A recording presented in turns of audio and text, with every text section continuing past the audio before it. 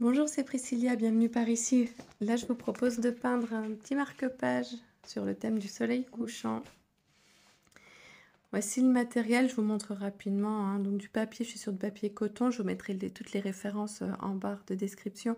Là, on est sur un ruban adhésif de bricolage de base, un pinceau à la vie, un pinceau à bourron. Encore une fois, les références seront en barre de description, mais chacun ses préférences et puis chacun prend ce qui l'arrange. Un crayon à papier, un outil pour tracer des cercles, donc moi j'ai ça, mais un compas fera aussi bien l'affaire. Deux bocaux d'eau, un pour l'eau qui sera le plus propre possible et puis pour l'eau sale, une petite palette avec les couleurs déjà préparées. Pour les couleurs, j'ai choisi du bleu outre-mer français, du vert, du turquoise de phthalo, pardon, du bleu indigo, du bleu de phthalo. Et puis le orange, c'est pashmina de rêve d'aquarelle. Et une planche cartonnée pour fixer mon marque-page et puis pouvoir aller le sécher plus rapidement si je veux le faire. Je vous ai passé le scotchage parce que c'est long et c'est pas le plus intéressant.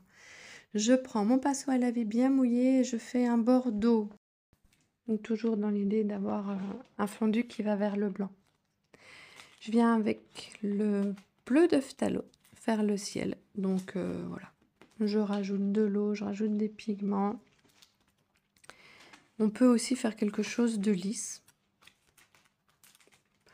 Soit faire un aplat bien régulier, soit faire un dégradé pour être un peu plus réaliste. En général, le ciel est bien bleu au-dessus de nos têtes et beaucoup plus clair à l'horizon. Là, je rajoute du bleu outre-mer français pour apporter de la nuance. C'est une couleur qui granule légèrement, hein, elle est jolie.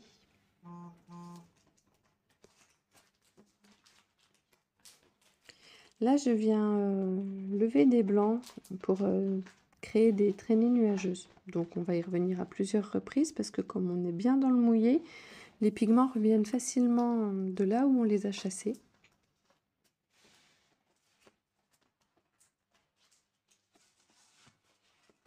Je rapporte un petit peu de définition.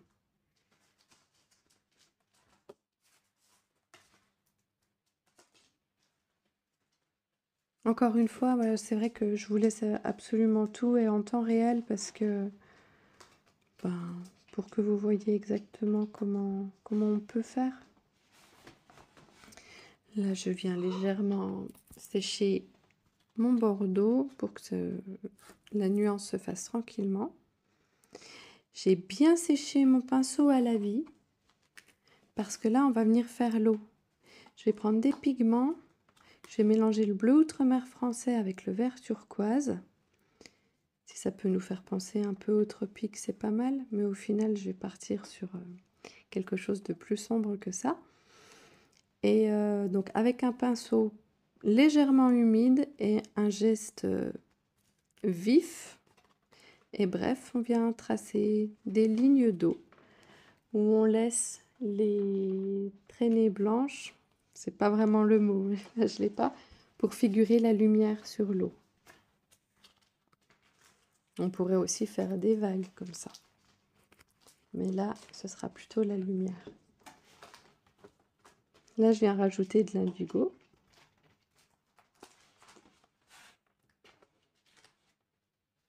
Il y a plusieurs nuances hein, quand on regarde l'eau. Donc là, on fait quelque chose de très simplifié.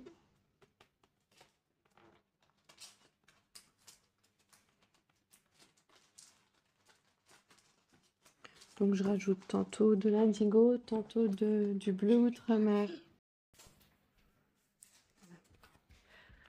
Je mets bien de la couleur sur le bas. Essayez d'être un peu plus clair. Et puis voilà, je rajoute. Tant que c'est humide, on peut le faire. Mais dès que c'est sec, on pose le pinceau. Je retire mon scotch. Ça évite de laisser le temps à la peinture de se frayer un chemin dessous.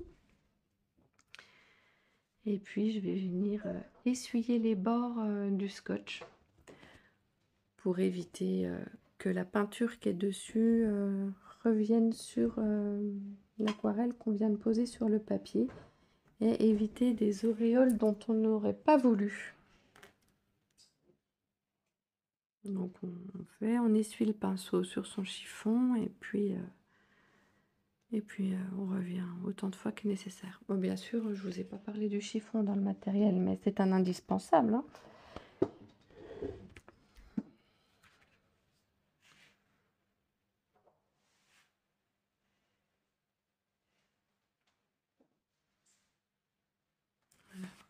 On retire bien tout, au moins ce qui est vraiment sur les bords. Là, on va tracer le soleil, donc je prends mon outil, je ne sais pas comment s'appelle cette chose. On choisit le diamètre qui nous ira le mieux.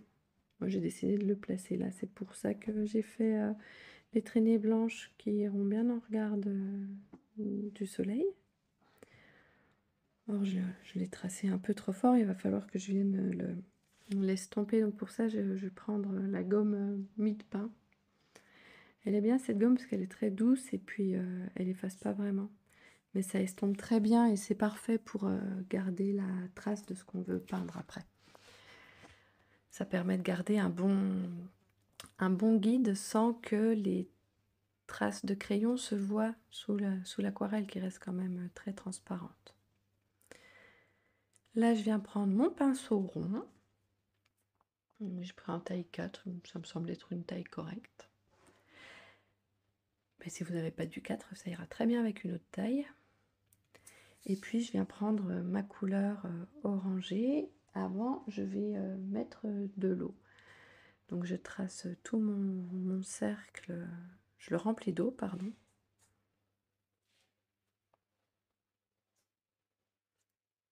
Et je vais venir poser les pigments dedans. Qu'ils fassent leur vie, ça va fusionner. Et puis après, je viendrai en retirer, en ajouter, jusqu'à obtenir un rendu qui convienne, tant qu'on est dans le mouillé. Dès que ça commence à ne plus être suffisamment humide, on arrête.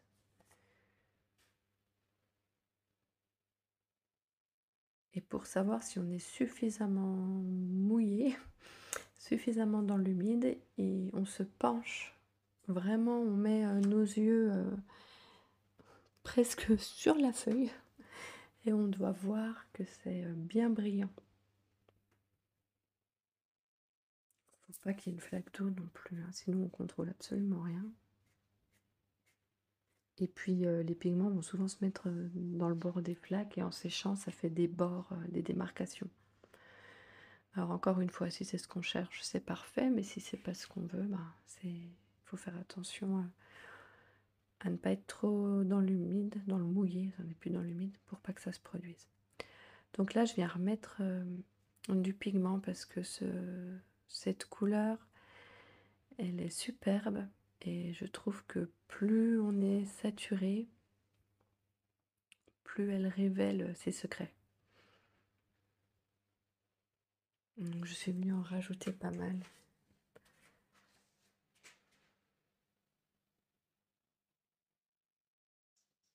Après j'en enlève, j'en remets.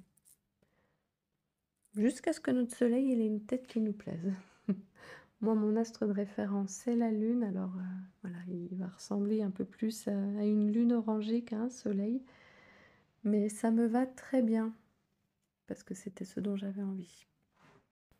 En tout cas, n'hésitez pas en commentaire si jamais vous avez des suggestions de sujets à peindre. Alors, je ne sais pas faire que des marque-pages, on peut faire d'autres formats. Du coup, ce sera plutôt une vidéo en accéléré parce que ça va faire beaucoup trop long. Mais si vous voulez qu'on peigne autre chose ensemble, il y a pas de souci. Il n'y a pas de souci. Laissez-moi un petit commentaire et puis on fera ça ensemble. Donc là, j'ai essuyé mon pinceau. Et puis je reprends des pigments, j'ai repris à même le godet, parce que je vais venir, regardez, tracer des lignes. Alors il faut que je garde un peu de la texture du papier, donc c'est pareil, il faut que j'ai un pinceau presque sec. Et je viens faire les reflets du soleil.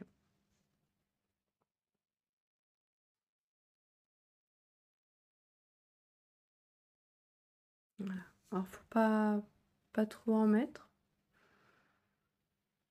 Voilà. On ressuie tout bien comme il faut. J'ai repris de l'indigo. Je sèche le ventre, la touffe de poils en fait.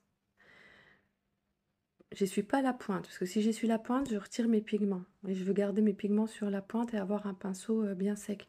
Donc là, comme mon eau est sèche, je peux venir rajouter de la texture plus foncée. Je trouvais qu'en fait, ça manquait de texture sur les côtés où il y avait du bleu. Donc je suis venue en remettre un petit peu. Et voilà, on va pouvoir enlever le scotch. Et puis révéler les bords blancs. Je trouve que ça apporte vraiment quelque chose à ce qu'on peint, quel que soit le format. C'est comme quand on encadre avec un passe-partout. Je trouve que ça met en valeur le sujet qu'on encadre. Mais pour l'aquarelle, c'est pareil. Et peindre sur la plaque de carton, c'est ultra pratique quand on veut aller sécher. Parce qu'on n'a pas toujours tout sur place. Moi, le sèche-cheveux, il est à la salle de bain. Donc, j'embarque mon carton et on y va. Donc, c'est pas encore sec. Donc, la magie du soleil ne se voit pas. Et comme c'est pas encore sec, eh ben, je peux en profiter pour arranger encore un petit peu mon soleil. On vient reprendre des pigments. Vous voyez, on devine un petit peu les paillettes rosées. Pashmina.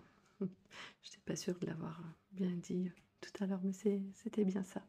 Et puis je viens rajouter par-ci par-là du pigment. En tout cas, voilà, si jamais vous suivez ce tuto et puis que vous avez un compte Insta et que vous décidez de le publier ou en story, n'hésitez pas à m'identifier, que je puisse voir ce que vous avez fait. Ça me fera super plaisir. Et puis si la vidéo vous plaît, n'hésitez pas à mettre un petit pouce bleu. C'est pareil, ça me fera bien plaisir.